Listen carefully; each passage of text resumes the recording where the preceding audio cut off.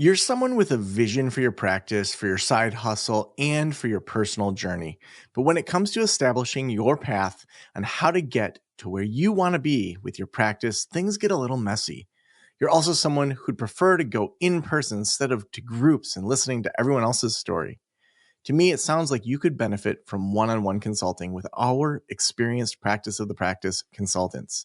From $5.95 a month and up, you can work with a consultant that will give you more direction and practical tried and tested tips matched to you and your goals. For more information, visit practiceofthepractice.com/apply. Again, that's practiceofthepractice.com/apply.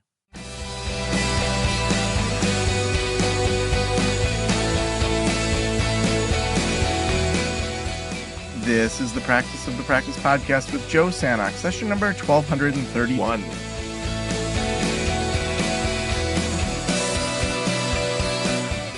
I'm Joe Sanok, your host, and welcome to the Practice of the Practice podcast, where we help you build a thriving private practice that you absolutely love. I don't know about you, but it's been a bit since I went through a theories class. It's been a bit since grad school when I was actively discussing and debating and hashing through, like, what do clients want? How do I best help clients? How do we empower clients? How much should we be involved with clients versus letting their own process kind of unfold? Those were exciting conversations in grad school, and, are conversations that I still sometimes have. But I'm really excited today to talk with Weiser Cornell, who is an author, educator, and worldwide authority on focusing, the emotional self-healing method developed by her close colleague, Eugene Gendlin. She has taught focusing in more than 20 countries over the past 30 years. Dr. Cornell's books include the best-selling The Power of Focusing, a practical guide to emotional self-healing, and her latest, Untangling, How You Can Transform What's Impossibly Stuck, co-authored with Barbara McGavin. And welcome to the Practice of the Practice podcast. Lovely to be here, Joe. I am so excited to talk with you. I know that we'll talk a little bit about untangling and all of that too with your new book. But there's so much we could cover. I mean, you have theories, you have practical methods, you have books that you've written.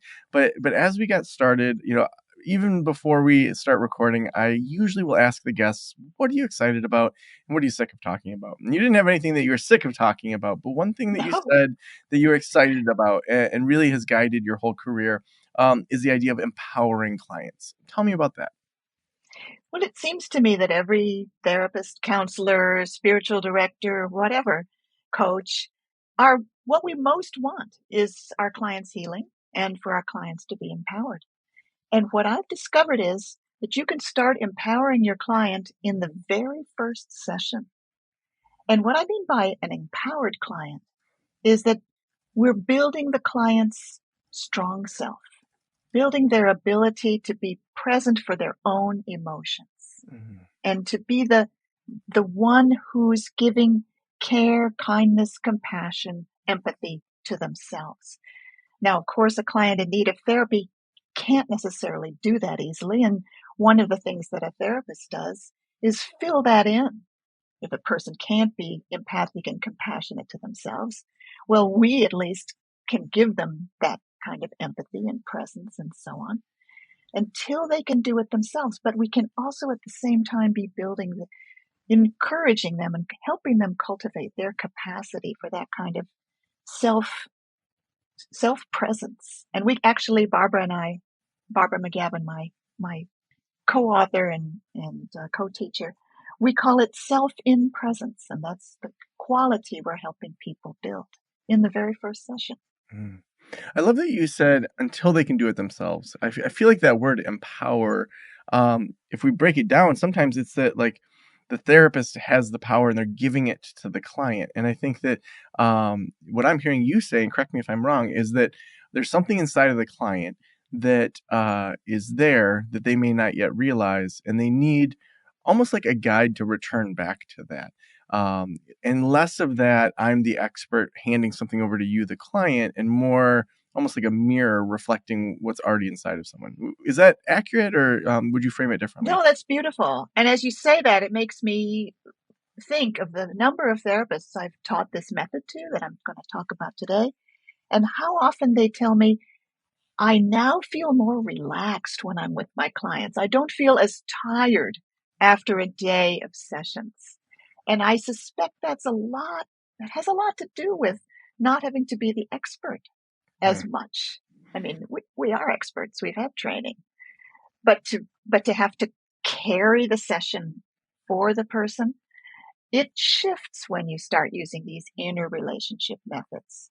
mhm. And how wonderful to go through a day of doing sessions and not have to feel like at the end of it that you're worn out and drained. And So when you say it's good for us too. when you said that, it took me back to my very first job after graduate school. So I was 25. I'd moved to Michigan's Upper Peninsula, so very rural area. I lived in the largest town in the UP, but that wasn't even that big, and I still had to drive an hour to kind of this remote area where they had a remote clinic. And I was Wow. primarily seeing court mandated parents that had kids in foster care and working on parenting Mm, skills. And mm. I wasn't a parent. I wouldn't be for about 10 more years. And I was 25. Wow. I grew a beard so that I would look a little bit older. And they were asking like, why do I have to go through some training or counseling with you to get my kid back? You're not even a parent. And just Good that question. imposter syndrome. I taught the method Yeah. and was very honest at the beginning, like, hey, I'm not a parent. You're gonna help me by applying this to your kids. But that idea of being the expert was so Hmm. ingrained in me in the child welfare system that I think even after I left that, when parents were, paying privately in my counseling sessions, saying, "What are you going to do to help my kids' behavior be better?" I Mm. imagine that's common for especially young therapists. When you hear Yeah. that, what would you have said to, little 25-year-old Joey Sanok as he's starting his first counseling career? What would have been maybe, I don't want to say more effective, but maybe a different approach? Well, probably the first thing I would have done is to invite you to be kind and gentle to your own worries and doubts, and to Mm, acknowledge where you feel them in your body, and to say hello to something in you that felt like an imposter and like it was too much for you. I mean, that would be my first thing to say. But then to go on to say that you are an expert in something, but not necessarily in how they should do parenting. You're an expert in helping them be with all that's coming up in them around parenting. I mean, surely it's stressful to be in this kind of program. And and I would say to show you that you know how to say to them, first of all, this must be stressful for you. I can really understand why you wouldn't want to be learning from somebody like me and why you just want your kids back. That makes so much sense. So start with empathy. And then I would say, what I'd like to show you is how you can be with the feelings that are coming up for you now. And once you can do that, you're going to learn a way that you can help your kids do that too. And let me ask you this. Do you ever feel like when your kids get emotional, you're not completely sure what to do? So we'd go down a path like that, I would say. Does mm. that make sense? Yeah, I feel like that would have been it takes away any of the combativeness, or Mm-hmm. like, who are Mm-hmm. you to tell me what to do? And I think that every person coming to therapy wants that ability to be self-directed. And I think that for so long, a lot of the quote best practices, were so standardized that it took that humanity out of, a lot of the therapy. I'm Um, afraid so, but it's coming back now. yeah, tell me what you're I mean, seeing. Like, how do you see that well, coming back? I did a lot of research on different styles of therapy and the current state of therapies as different as CBT and depth psychology. And amazingly, there is a lot of consensus these days on two factors that are key. One, the relationship between therapist and client is primary. That the quality of that relationship, the safety of that relationship. Everybody says that's key. So the second one is empathy. everybody's talking about empathy. Mm-hmm.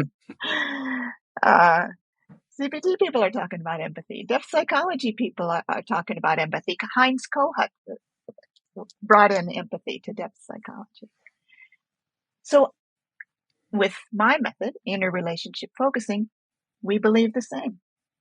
To be able to empower your client, you need to help create rapport, a safe relationship in the therapy office for the client to feel you are present as a person. In fact, my mentor, Eugene Gendlin, wrote a beautiful article called The Small Steps of the Therapy Process. And the first line of it is, the most important thing that's the factor that's most important for therapy, for successful therapy, is that you are a person with a person.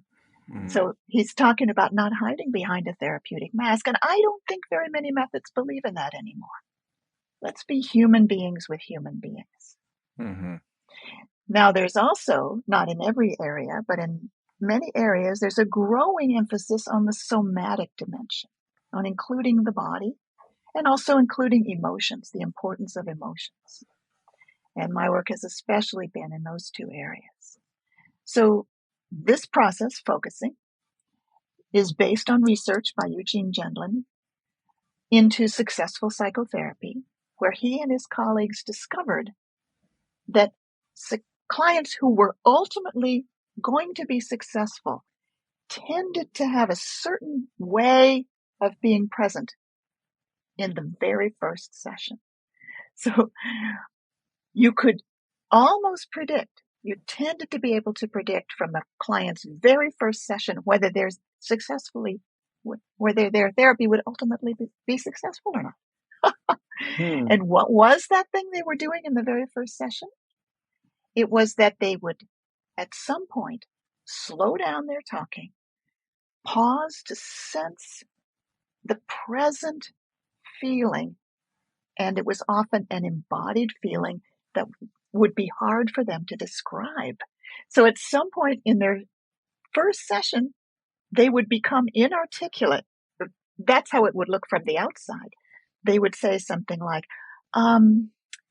gosh, I don't know quite how to say this, but it's right here. And they'd maybe gesture toward their chest or their stomach or their throat. It's right here, but I can't, how would I say this? And what he began to call that was a felt sense. So it's that moment when you feel something right now that's so fresh, so real, and so new that you can't even put it into words very well. And then he went on to describe two dead ends in therapy. A dead end in therapy means if a person's in this kind of state, they can be in this kind of state forever and they won't change. And number one is talking analytically about your problems without ever dropping down into getting the fresh feel of them. And the other dead end is to be caught up in repetitive emotion. So talking over and over or crying over and over. And the focusing process helps people drop into a deeper level from either of those repetitive talking or repetitive crying. And you can add focusing invitations to any kind of therapy. So that's why I was researching all these different kinds of therapy, from depth psychology to EMDR to internal family systems to somatic experiencing to CBT and its modern variations, DBT, ACT. Focusing can be added to all those methods by making these gentle invitations that I teach to people. And the point I was making to you, Joe, before our talk started is that this is empowering to your clients. It enables them to be present to themselves, to be present compassionately and empathically to themselves. So I, as the clinician, want to be empathically present to my clients. And the second level of empathy is I want to support my clients in being empathically present to themselves. I Mm. should let you get a word in. No, that's wonderful. Before we started recording, you said, and this was actually when I said, "Let me pause you. Let's jump into the interview," because I had so many follow-up questions that weren't being recorded. You had said you don't think that therapists should ask questions. Tell me more Right, about that, and I would love to hear. Yeah, I'm sure I'll have lots of follow-up questions. right, right, right. Well, so let me say that I have a PhD in linguistics, and I have been especially interested all my life in the facilitative use of language. And therapists, almost without exception, are engaged in the facilitative use of language. When we say something to our clients, it's because we hope something will happen. They'll do something inside. And do we hope our clients will think about their problems? Then let's ask them questions. But my hope when I'm with a client, I think they've done a lot of thinking already. What I hope is that they'll get in touch with the felt sense of their problems. And in order to do that, what we want is to sometimes slow people down, to sometimes have them pause and feel, and even feel freshly what they're feeling right now. You have to slow down and pause and feel freshly in order to get this kind of felt sense that pointed to successful psychotherapy. And it is actually miraculous what can happen even in one session when people are checking in with their bodily felt sense. All right. So that's all background to say that when you ask your client a question, even if the question is, how does that feel in your body right now? The question pulls people out of inner contact. And I started noticing this with my own clients. Almost everything I know, 99% of everything I know, I learned from my clients by making Mm. mistakes and then realizing, oh, wait a minute, there's something I said that messed this up. So I would be asking questions of my clients, like, how does that feel in your body? And being disappointed and frustrated, how often people would respond, I don't know, or nothing there. And they'd respond fairly quickly. And I would feel like, well, you didn't take very long there to check. So I decided I would try something else. And I started to say, you might notice how that feels in your body. And then that nobody said, I don't know. Sometimes they took a little time before they answered, but the results were much better. So notice the difference between how does that feel in your body? And notice how that feels in your body. The first one, a question, ends with the voice going up. How does that feel in your body? And it implies that the answer should be there already. You shouldn't have to look very far. It's like saying, what's your name? Or where are you from? Or what year did you finish college? The answer is already known. They don't need time to find it. But that's not true of finding feelings in our bodies. They take a little time. So how does that feel in your body compared to notice how that feels in your body? Notice how the voice falls when we don't ask a question. Notice how that feels in your body. And then the invitation is to take time. Even if you don't say take your time, you could. So take your time to notice how that feels in your body now. People will take the time and then they'll find something and then they'll be successful. So I tell my students, better not ask questions.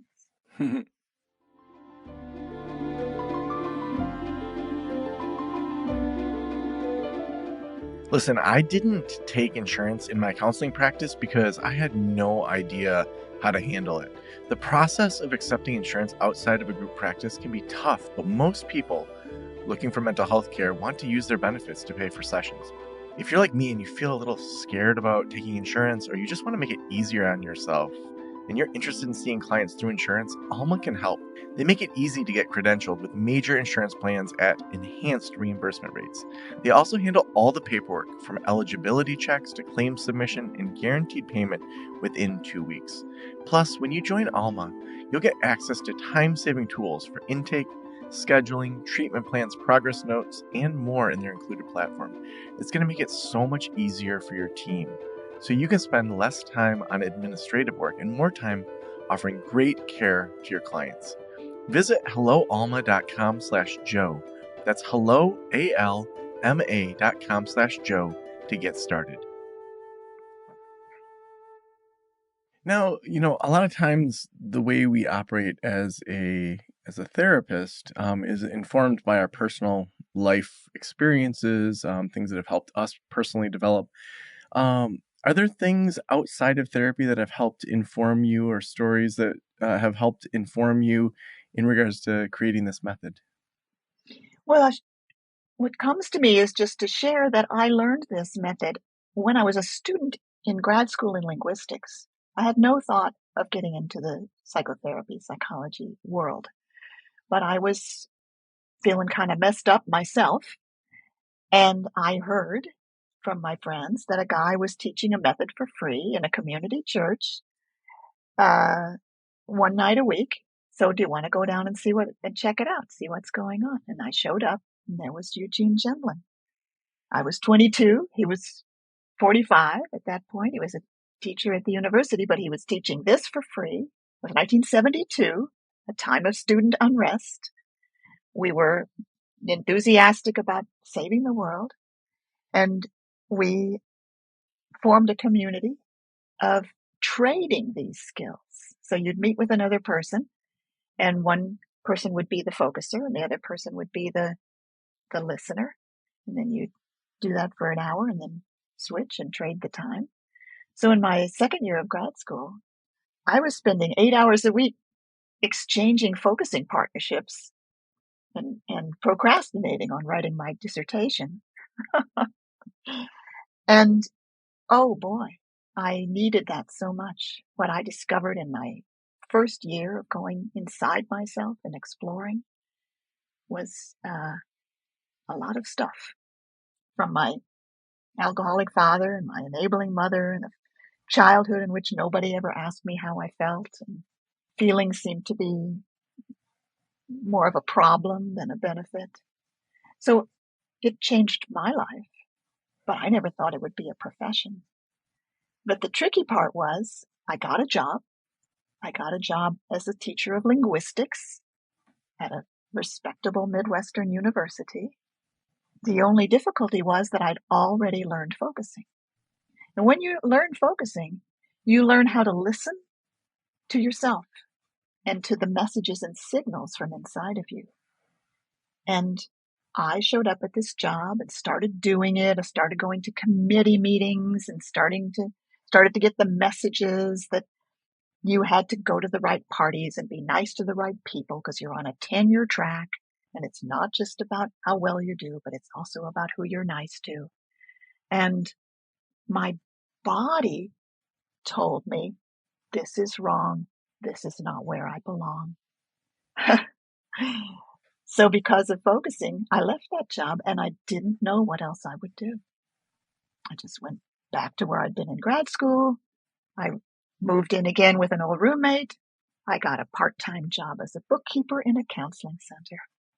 And I also reconnected with Eugene Gemlin, who had just had a book published and who was teaching workshops that people were coming to from all over the world. He said to me, "Hey, how would you like to come assist me at these workshops?" So that's how it all began. I wasn't a linguistics teacher anymore. I was a focusing teacher, I guess. There hadn't ever been one before, but that's what I found myself doing. So when you learn these methods of inner awareness, I call it the inner sense of rightness. We all carry with us an inner sense of rightness and an inner sense of wrongness. And I've learned to trust that. Like, I moved across the country from Chicago to San Francisco because my body told me I'd made the mistake of not following following a husband there. And when you start learning that you can guide your life by an inner knowing, and it's really stood me in good stead. Hmm. I don't know if that answered your question, but it's a little bit of my own story. No, that's wonderful. Now, in the last few minutes, I'd love to dig into Untangling, your newest book. Um, Ah, what from that would you say is applicable to therapists? I'm sure probably most of it is, so it's a pretty big question. But when it comes specifically to just empowering clients, working with clients, what are some concepts from Untangling that you think are most pertinent to our conversation? well, I'm going to back up a second because I didn't actually say the simple ways of empowering clients that you can use in every session. And so I'll just Mm, say briefly, yeah. let's say your client says, this is too hard. This is just too much. I'm having a hard time. And I say first empathically, yeah, I get you are really having a hard time. This is feeling too much to you. And then maybe a minute or two later, I'll say, maybe you could also feel how that feels in your body. And they say, it's this crushing heaviness in my chest. And then I'll say, you're sensing something in your chest feels like a crushing heaviness. So it's the use of the word something to point to the place where they feel it. You're sensing something in your chest feels like a crushing heaviness. And then I'll say, and maybe you can be with that. So with this simple language, we've now created an inner relationship where the client as themselves feels like they can be with the crushing heaviness in the chest. I found that people can almost always do this, even in the very first session. And they'll say something like, I'll say, maybe you can be with that. And they'll say something like, yeah, it's really heavy. So changing their language rather than I'm feeling crushed to it's feeling crushed, they're increasing their ability to be empowered and present to their feelings. Now, untangling Barbara McGavin and Barbara McGavin is, at that time, she was beginning to be a good friend, and we decided to teach together because I was invited to teach in England where she lived. And I said, let's do this together. And right around at that same time, I had to admit, which was really hard for me, I had to admit that I'd been using alcohol addictively. So all of my wonderful focusing practice for 20 years, and it hadn't helped me realize and stop drinking alcohol too often. So I confessed this to her as we were starting to teach together how ashamed I felt, how uncertain I felt that I could really change this. And she said, well, let's do some focusing. We sat down together using the same methods we've been learning. We've been teaching other people for years and doing for ourselves. But this time, finding ways to apply the focusing process to something as tough as an addiction to alcohol. And Barbara and I together developed by necessity a method that would work. Because at the same time that I was working with my alcohol problem, she was applying the method to her experience of having frequent self-doubt and depression, sometimes even becoming suicidal. So we were both facing really tough issues. And what we discovered was that by really cultivating that ability to be self in presence and recognizing that in a tough issue that we began to call a tangle, there is more than one part. And I had the part that wanted to drink and the part that was horrified and ashamed. But neither of those was myself. I, as self in presence, could turn toward the part that wanted to drink and the part that was horrified and ashamed. I could hold a space for both of them. I could get curious, have a relationship with the part that wanted to drink, find out from its point of view what it wanted for me from having me drink. And the results were amazing. And sure enough, it did heal. Excuse me. It did heal and release my issue with drinking. It did heal and release Barbara's issue with self-criticism, self-doubt, and depression. And almost immediately, the people in our workshops asked us questions that we had to answer by going into these new methods we were creating. When we started to tell them, they said, well, what are you doing in training in this? That was in 1994. For the next 30 years, we gave 5 or 6 trainings every year in this new method. And then finally, because of the pandemic, we were able to write a book about it. Mm. And it's called Untangling. So How awesome. you can transform what's impossibly stuck. Yeah. Love it. And the last question I always ask is, if every private practitioner in the world were listening right now, what would you want them to know? I want them to know that they themselves have what they need. You don't have to doubt yourself. You have what you need because you're a human being. There's no need to be perfect. There's no need to know everything. What you need, you already have. And that is your ability to be present to your own self, your own emotions. And from there, look your client in the eye and say, I'm here with you. And I'm here to help you be with yourself. So wonderful. And if people want to get your books, if they want to follow your work, where should we send them? Focusingresources.com. And I recommend, if you go to focusingresources.com, you click in the upper right where it says, take a free introductory course, and that will get you started with our work. And we also have links for healing professionals, especially. Yeah. So wonderful. Thank you so much for being on the show today. Thank you so much. It's been lovely.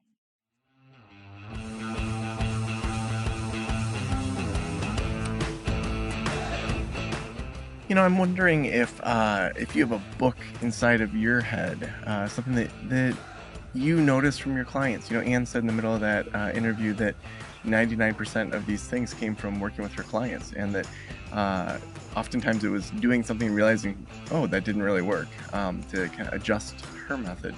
So maybe there's a book inside of you. We have tons of resources over at Practice of Practice. We have our membership community.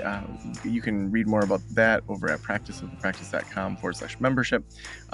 We have all sorts of preferred partners that can help you get to that next level, no matter what it is. Thank you so much to Alma for being our sponsor today. I wish Alma had been around when I had my private practice. I had no idea what I was doing. That's why I didn't take insurance. But if Alma had been there, I would have. And there's no reason that as a clinician, you should be spending hours on paperwork to bill for insurance, or not knowing for sure that you'll get reimbursed for sessions with your clients. If you're interested in seeing clients through insurance, but don't want to navigate the process and paperwork on your own, Alma can help. They make it easy to get credentialed with major insurance plans at enhanced reimbursement rates and a guaranteed payment within 2 weeks. Visit helloalma.com/Joe. That's helloalma.com/Joe to get started. Thank you so much for letting me into your ears and into your brain. Have a great day. I'll talk to you soon. Special thanks to the band Silence is Sexy for that intro music, and this podcast is designed to provide accurate and authoritative information in regard to the subject matter covered. It is given with the understanding that neither the host, the producers, the publishers, or guests are rendering legal, accounting, clinical, or other professional information. If you want a professional, you should find one.